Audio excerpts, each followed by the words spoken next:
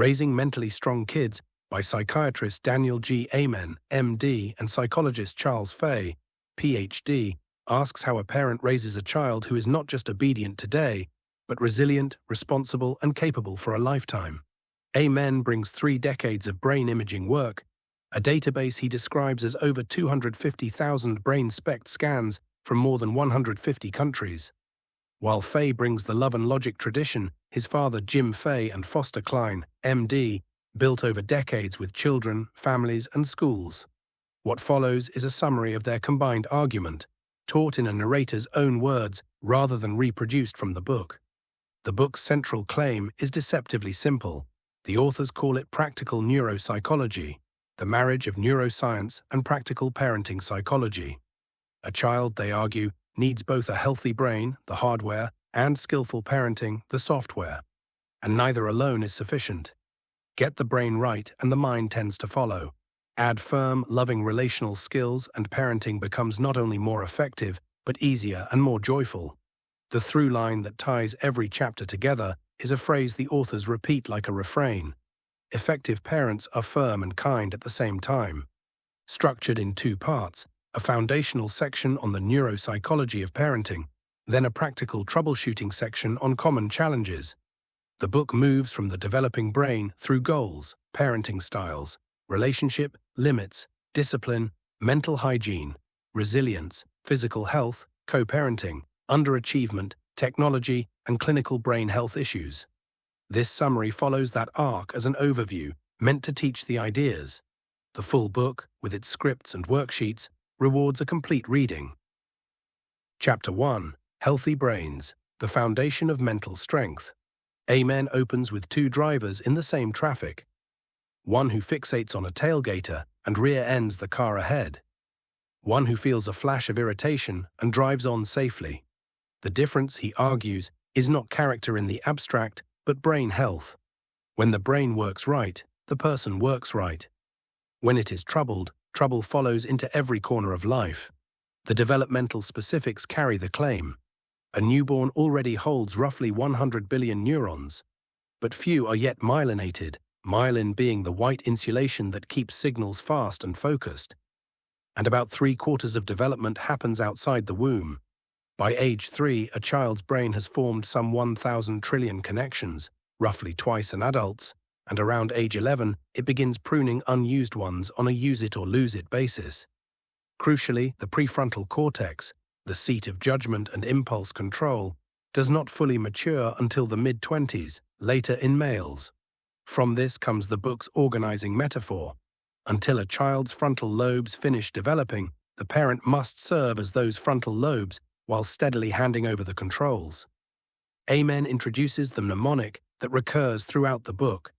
Bright minds, 11 risk factors that harm the brain, blood flow, rational thinking, inflammation, genetics, head trauma, toxins, mental health, immunity and infections, neurohormones, diabesity, his fusion of diabetes and obesity, and sleep. His illustrations are striking. Brain damage in 8-year-olds after a single football season, and 1 hour less of weekday sleep among high schoolers tracking with a 38% jump in hopelessness. For every risk factor, he pairs a protective habit, so the list functions as both warning and prescription. The chapter's most portable teaching tool is Chloe's game, named for Amen's daughter, whom he began teaching at age 2. The parent names something: walnuts, salmon, skateboarding without a helmet, and the child answers whether it is good or bad for the brain.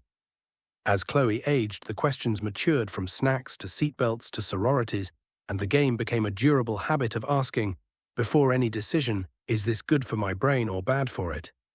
Amen then introduces the 4 circles of mental strength: biological, psychological, social, and spiritual, through Susan, a burned-out mother whose fatigue, poor diet, 5 hours of sleep, and swarm of self-critical thoughts he maps across the 4 domains on a whiteboard.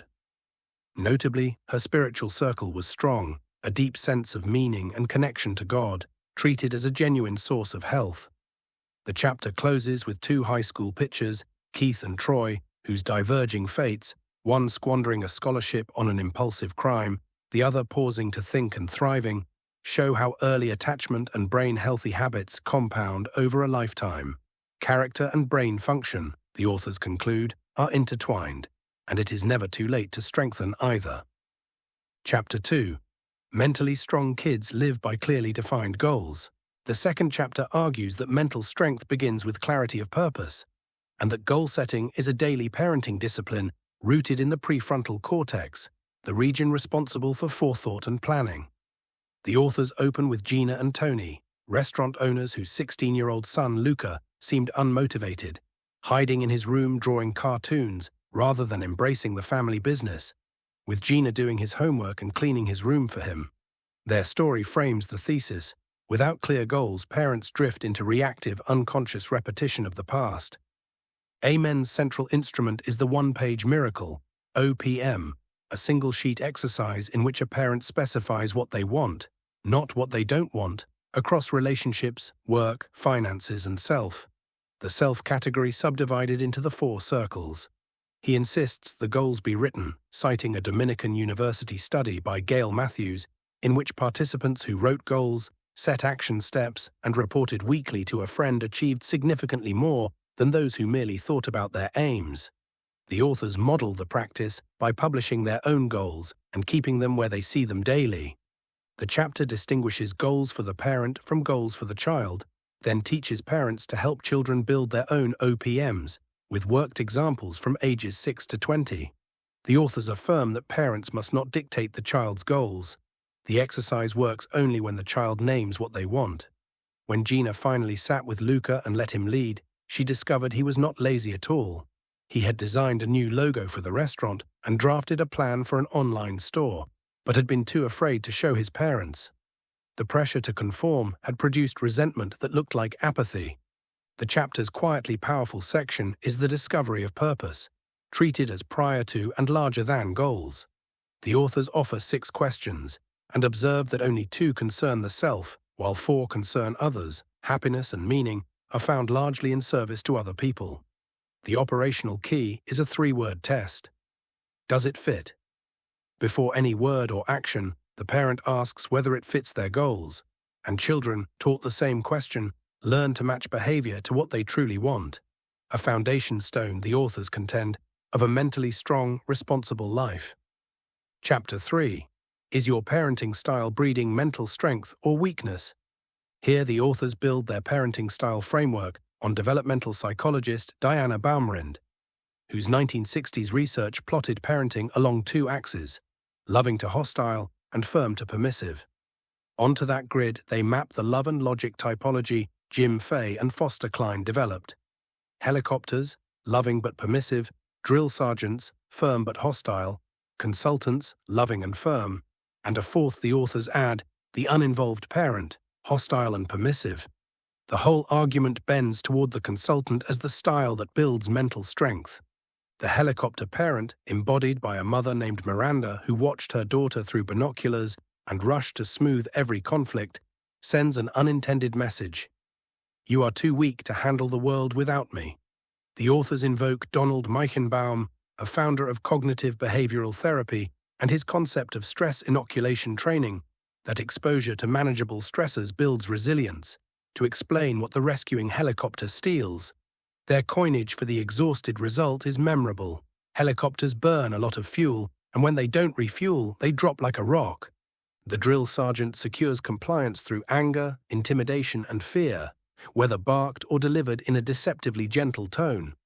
The authors tie the style to overactivity in the anterior cingulate gyrus, the brain's gear shifter, which can leave both parent and inherited child rigid and argumentative.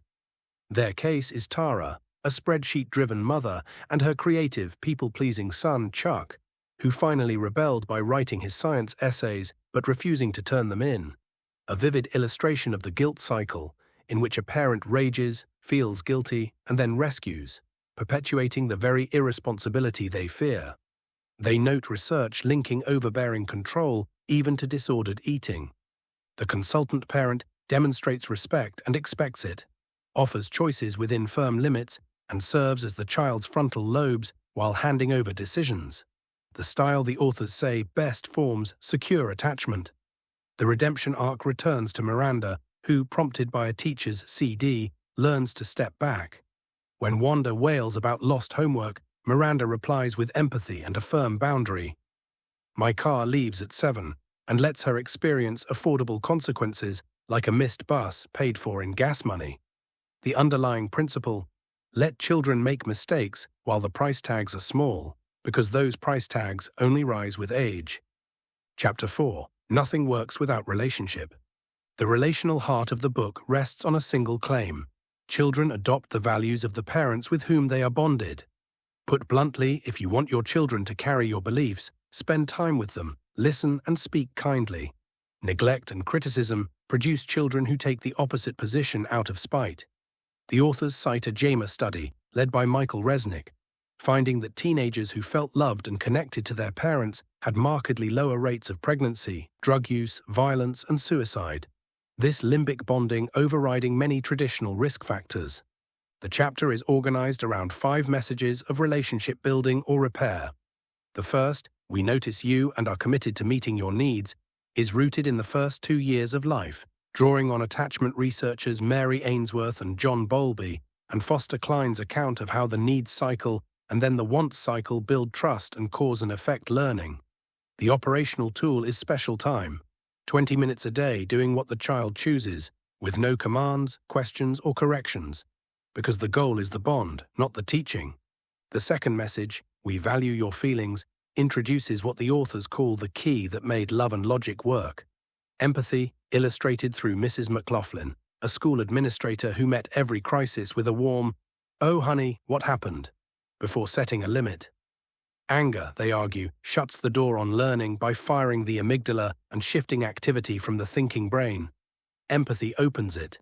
And empathy is not sympathy. Sympathy, "you poor thing," casts the child as a victim needing rescue, while empathy, "this is hard but I know you'll make it," communicates that the child is strong.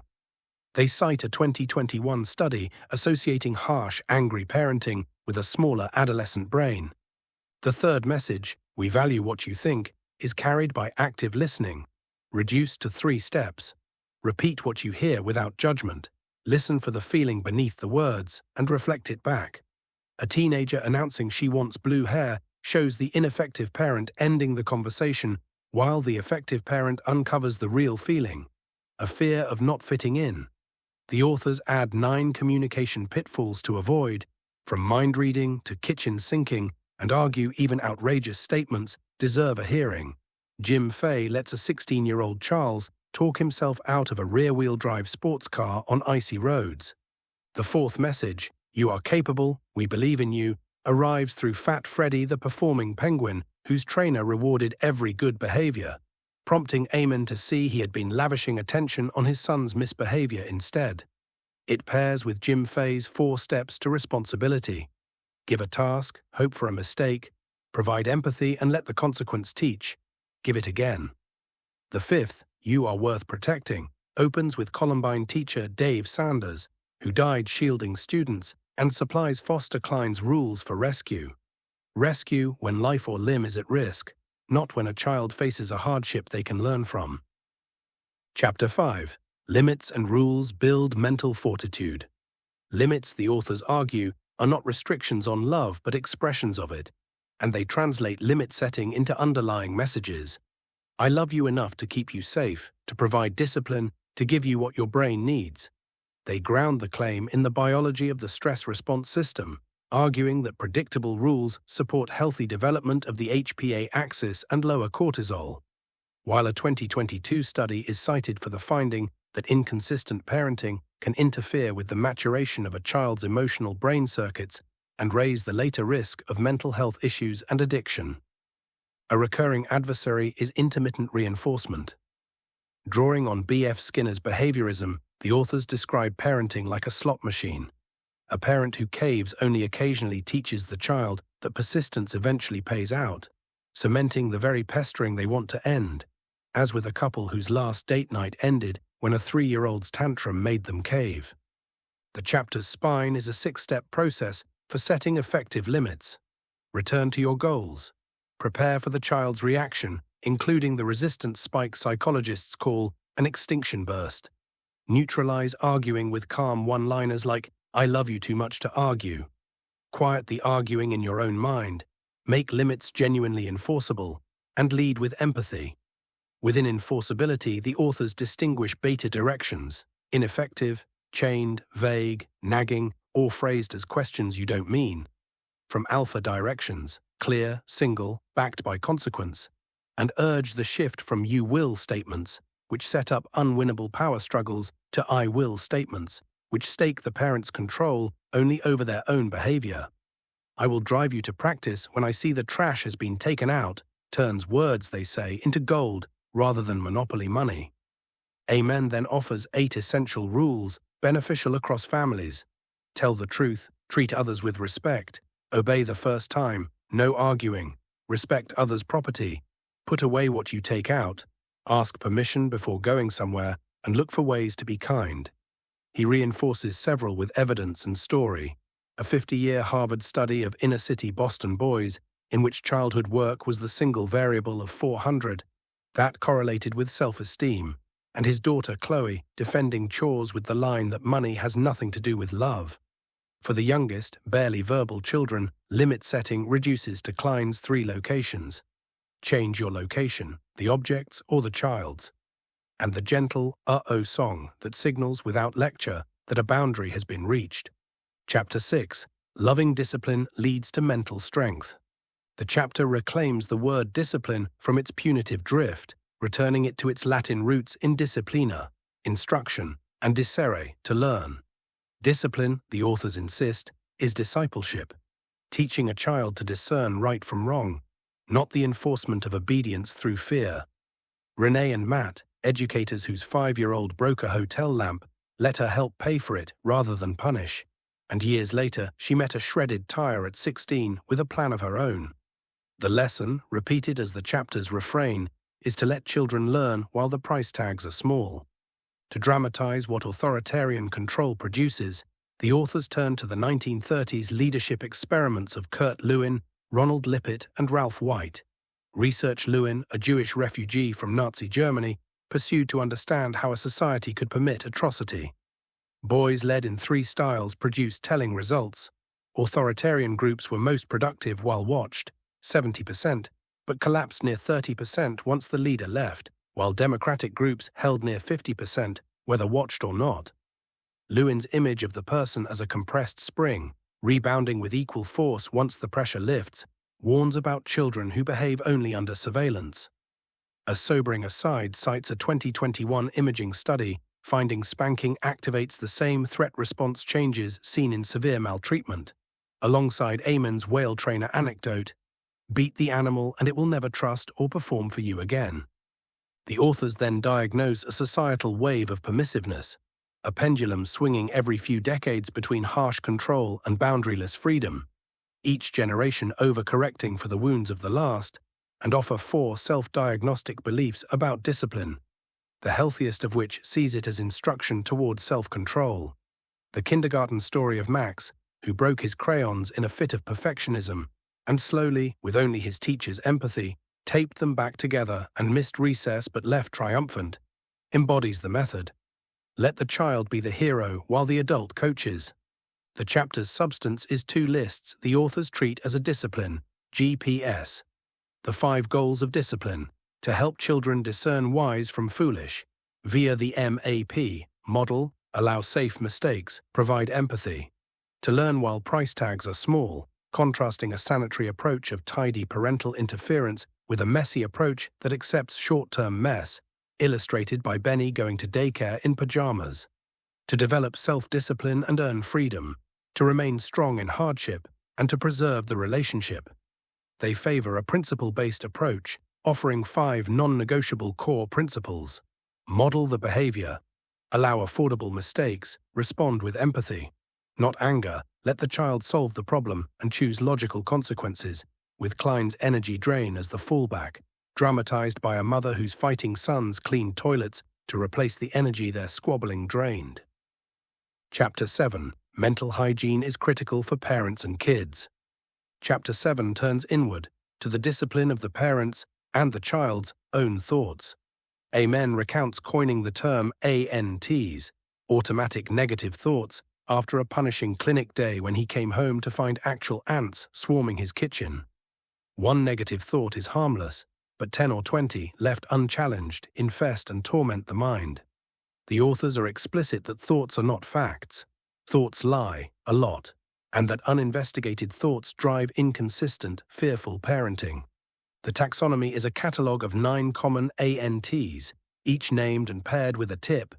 The just the bad filter, blaming, extended into the fundamental attribution error and the corrosive negative interpretation pattern. The University of Denver's marital researchers rank among the top predictors of divorce.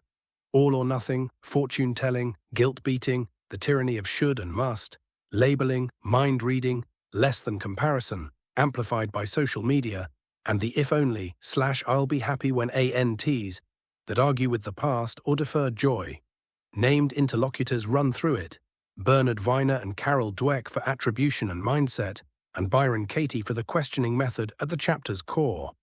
That method, the ant elimination process, is the chapter's practical engine.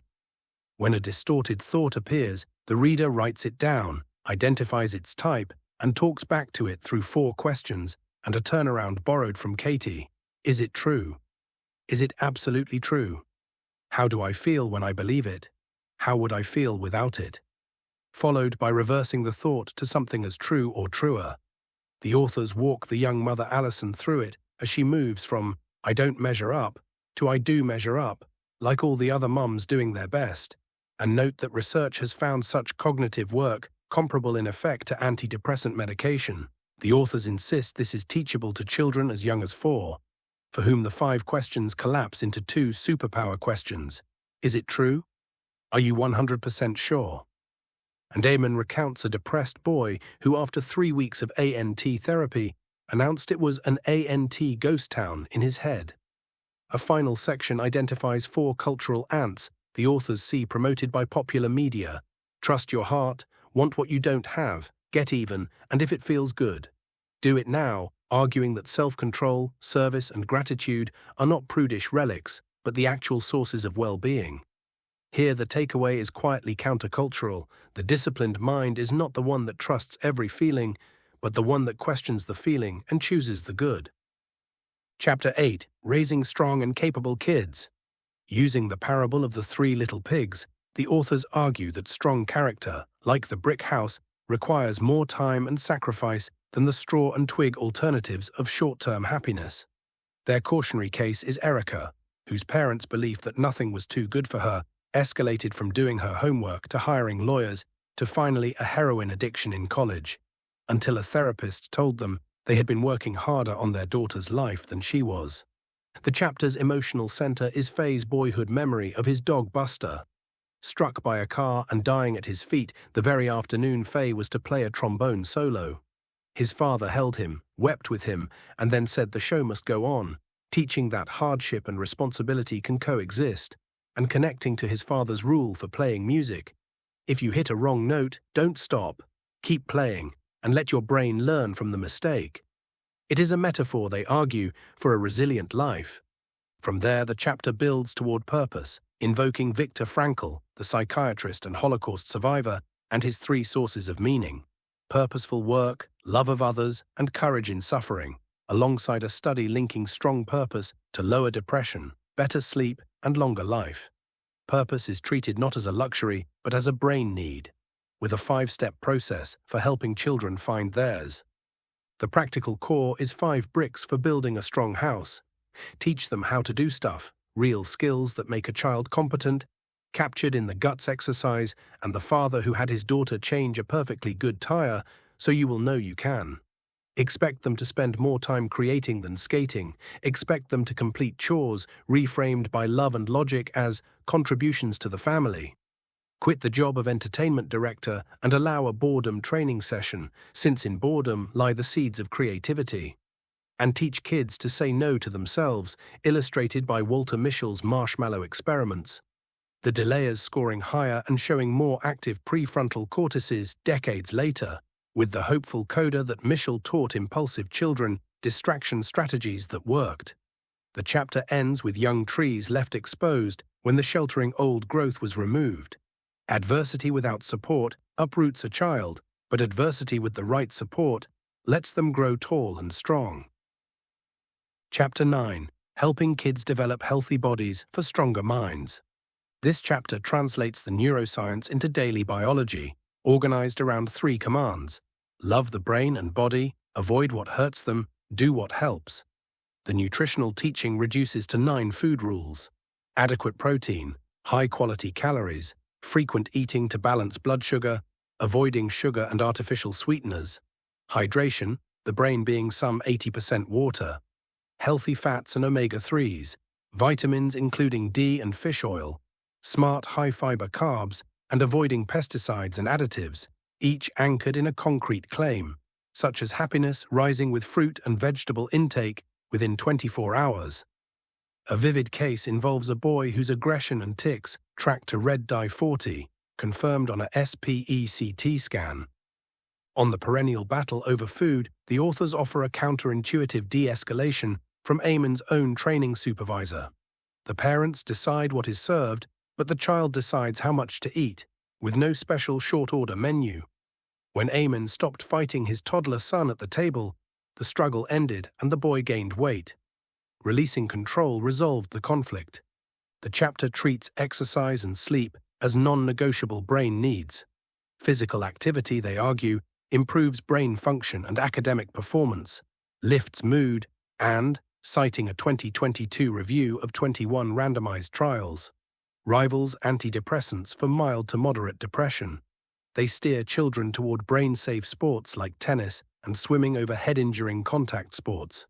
For sleep, they supply age-based hour targets and the rule to power down screens an hour or 2 before bed. 2 further sections extend the theme to the mind. Brain workouts, learning something new daily, invoking the line attributed to Einstein about 15 minutes a day. Build new connections, while multitasking is warned against as an inefficiency that can shrink grey matter. The praise distinction that runs through the book recurs. Praise effort, not intelligence, because praising brightness makes children fearful of failure, while praising hard work builds persistence, illustrated by Tanner's mother Mary, who refused government assistance and modeled relentless work, teaching that victims can't win because someone else controls them. The chapter closes on stress coping tools, hand-warming, belly breathing, prayer and meditation, gratitude rituals, always framed inside a loving home. Chapter 10. When Parents Have Different Styles, Creating a United Team. The chapter's counterintuitive thesis is a maxim: conflict over different parenting styles does far more damage than the different styles themselves. Through couples like Rose and Antonelli, and Sophie and Tim, the authors show how each parent, trying to rescue the children from the other's style, generates the tension that actually harms the kids. Their chemistry metaphor is precise. Baking soda and vinegar are each harmless until combined and corked. Family problems come not from problem people, but from good people blaming each other under pressure. The remedy is 6 steps, and the first is learning to listen. Really listen without interrupting to fix, shown in a paired dialogue where a father reflects his wife's exhaustion until she feels heard. The next steps dismantle the power struggle, the ant. If I can just get my spouse to change, then the kids will, is often true but never practical, because control over another person is an illusion. Liana's story anchors this. Her constant correction of her husband Eddie only made him cling harder until she apologized, affirmed him, and focused on her own behavior instead. The remaining steps ask each parent to demonstrate loving leadership by stretching out of their comfort zone. Sean, whose family teasing wounded his wife and children, until a friend bluntly told him not to be a jerk, to review shared goals while embracing tight and loose leadership, tight on goals, loose on the many valid ways to reach them, and to plan for the 2 most common conflicts, when children play parents against each other and when a child's misbehavior needs a united front. The chapter's most useful rule is a piece of relational hygiene. When person A has a problem with person B, A works it out with B, person C stays out of it, which, applied to a family, stops children from triangulating parents.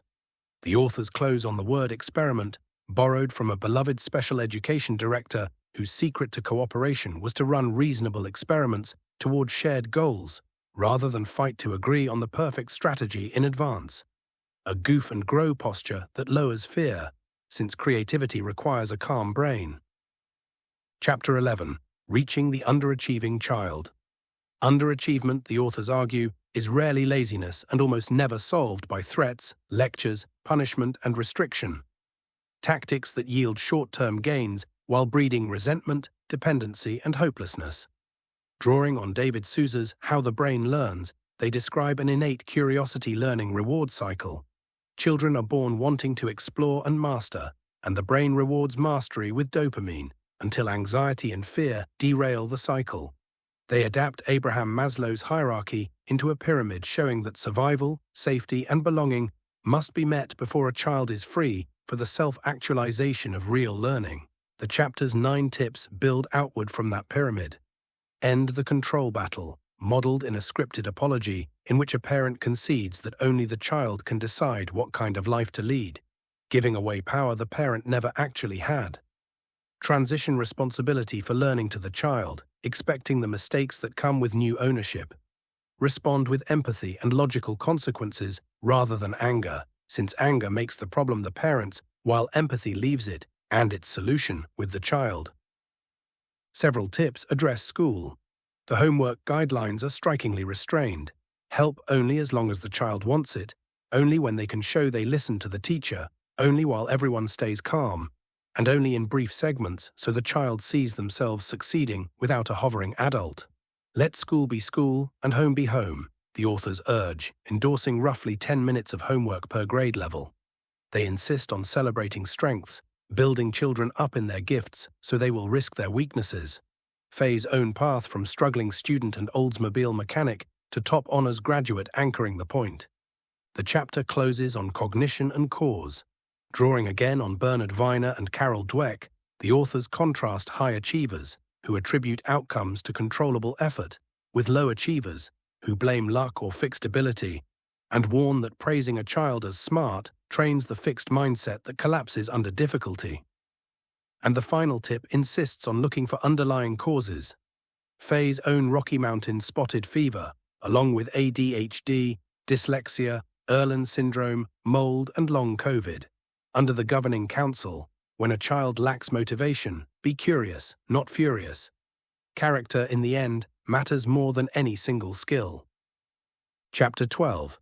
Technology Misuse and Addiction. The authors are careful not to demonize technology. Fay praises the tools that let him work remotely and track his teenager's car, but they insist that heavy use of phones, social media, and video games is associated with rising anxiety, depression, impulsivity, and substance abuse, and that technology alone cannot solve the problems technology creates. Their analogy is the 2013 Asiana Airlines crash, where pilots over-relied on automated systems they did not fully understand. Parental control apps, likewise, can breed a false sense of security while tech-savvy children find workarounds.